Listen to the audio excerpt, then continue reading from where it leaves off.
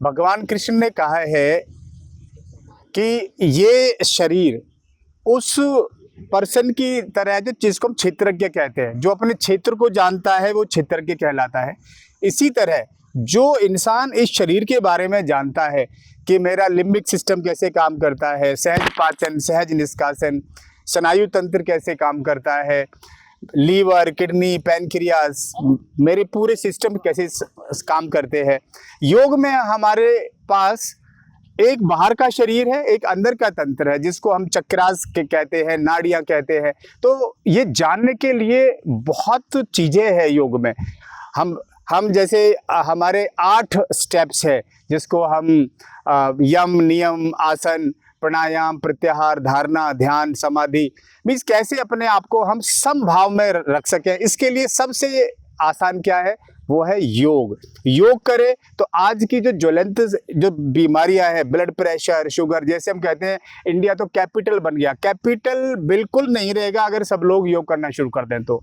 Blood pressure, sugar, thyroid, obesity, और मैं ये कहता हूं कि कोई भी इंसान उम्र से नहीं मरता, इंसान मरता है बीमारी से। अब बीमार 20 साल का हो सकता है और 90 साल का स्वस्थ हो सकता है। तो करें योग, रहे निरोग। सबसे इंपॉर्टेंट आपको अपने आप को जीतना है। सबसे पहले जो सुबह जो नींद आती है ना 5 बजे वाली, जिसने उस नींद को जीत लिया समझो उसने आधी चीजें जीत ली।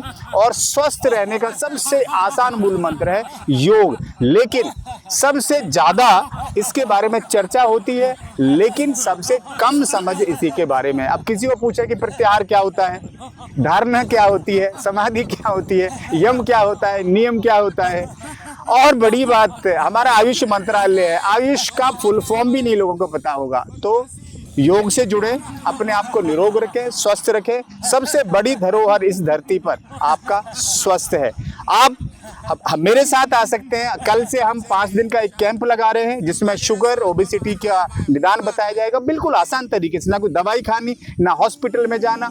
और अपना थोड़ा सा बस लाइफस्टाइल बदलकर, अपने खाने की आदतें बदलकर, अपना योग करके आप अपने आप को पूरी तरह से स्वस्थ कर सकते हैं और अपने इस जीवन में यहाँ आने का पूरा आनंद उठा सकते हैं। धन्यवाद।